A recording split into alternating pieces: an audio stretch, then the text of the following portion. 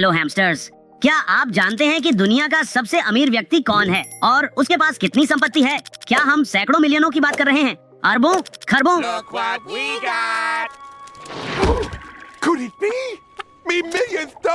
आज के एपिसोड को देखें ताकि आप दुनिया के सबसे अमीर लोगों के बारे में जान सकें और यह भी कि उन्होंने अपनी संपत्ति कैसे बनाई।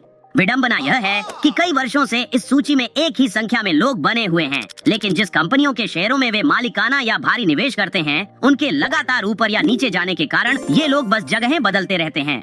ठीक है, मैं अभी अनुमान लगाने जा रहा हूँ। अभी दुनिया का सबसे धनी व्यक्ति कौन है? नंबर 1, दुनिया के अरबपतियों की सूची में पहले स्थान पर है इलॉन मस्क।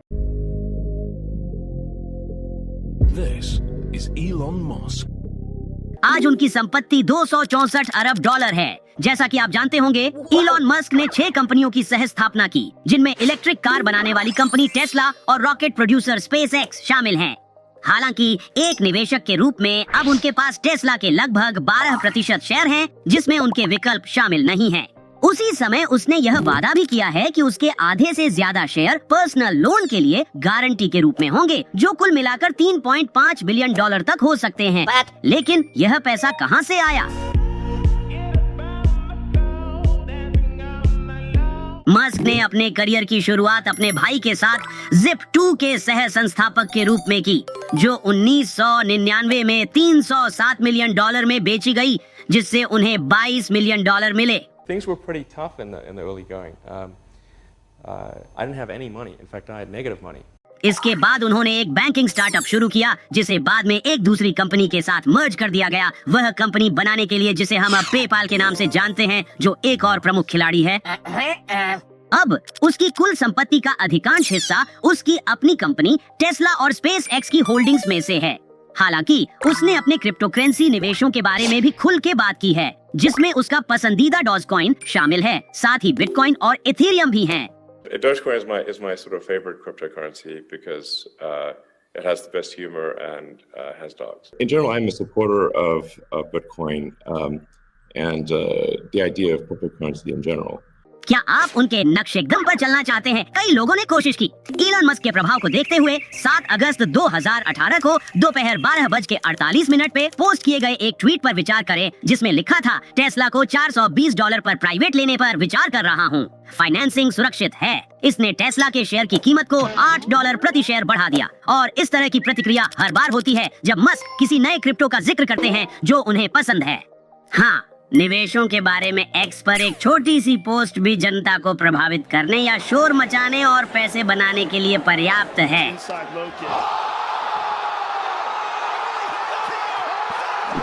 नंबर 2, तो नंबर 2 कौन है? क्या कोई क्रिप्टो दुनिया से है?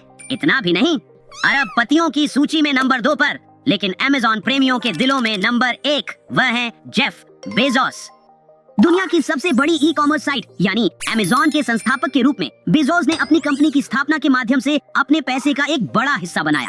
एक मजेदार फैक्ट ये है कि कंपनी के पहले 20 निवेशक, जिन्होंने $50,000 के हिस्से के साथ 1% की हिस्सेदारी ली, उन्होंने $3.5 बिलियन की दौलत अर्जित की। Do something you're very passionate about and don't try to chase what is kind of the hot passion of the day. अब एंटरप्रेन्योर के पास लगभग 1 बिलियन, जी हाँ, जिसमें 9 शून्य होते हैं, उतने शेयर हैं, जो पूरी कंपनी का लगभग 10% है। इसका मतलब है कि मस्क की तरह ही उनके पोर्टफोलियो का विशाल बहुमत उनकी अपनी कंपनी है और वर्तमान में उनकी कुल संपत्ति का अनुमान $207 बिलियन है। हालांकि बेजोस के पास कई अधिक पारंपरिक निवेश भी हैं, जिनमें रियल एस्टेट, ट्रांसपोर्टेशन कंपनी उबर और वर्कडे शामिल हैं, जो क्लाउड में ह्यूमन रिसोर्स सर्विस प्रदान करने वाला एक उपकरण है।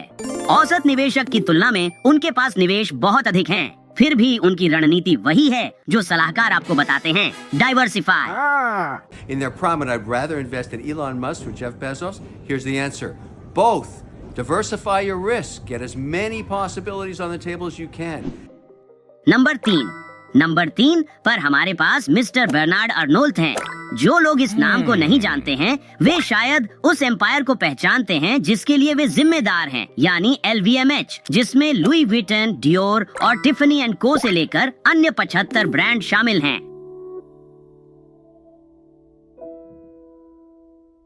यह एक ऐसा एम्पायर है जो हर साल लगभग 80 अरब डॉलर से अधिक का रेवेन्यू उत्पन्न करता है।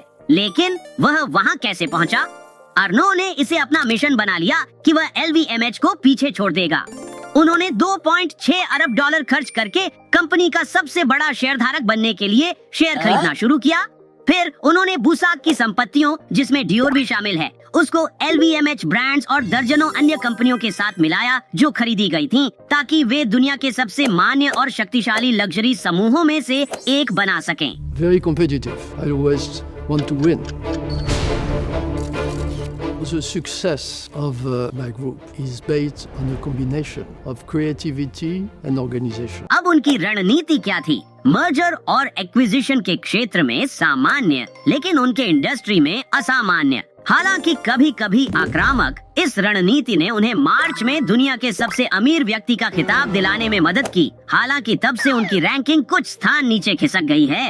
अर्नो की वर्तमान संपत्ति 196 बिलियन डॉलर है। नंबर 4। तो इस सूची में और कौन है? मुझे यकीन है कि आप उन्हें जानते हैं। हाँ, नंबर 4 है बिल गेट्स, माइक्रोसॉफ्ट के अरबपति संस्थापक। Bill Gates, what's your favorite animal? Dog. What's your favorite food? Hamburger. What do you eat for breakfast? Nothing. What is your worst fear? I don't want my brain to stop working. अन्य शीर्ष entrepreneurs की तरह Bill Gates, जो कि एक बड़े computer उत्साही हैं, उन्होंने 1975 में व्यक्तिगत कंप्यूटरों को फैलाने के प्रयास में माइक्रोसॉफ्ट कंपनी की स्थापना की।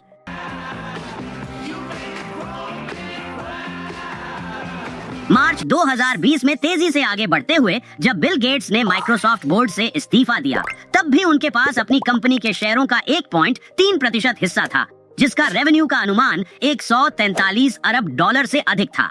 लेकिन उनके बाकी पोर्टफोलियो का क्या? उन्होंने अपनी संपत्ति को सॉफ्टवेयर फर्म माइक्रोसॉफ्ट से दर्जनों होल्डिंग्स में डाइवर्सिफाई करके बढ़ाया है, जिसमें waste disposal firm Republic Services, tractor निर्माता Deere and Co, Canadian National Railway, जो 2024 के अनुसार सबसे बड़ी होल्डिंग्स है, और उनके पुराने दोस्त के वेंचर बर्कशायर हैथवे शामिल हैं।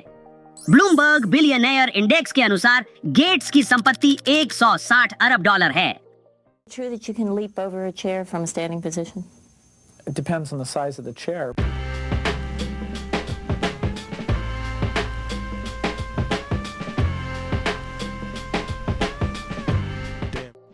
नंबर 5।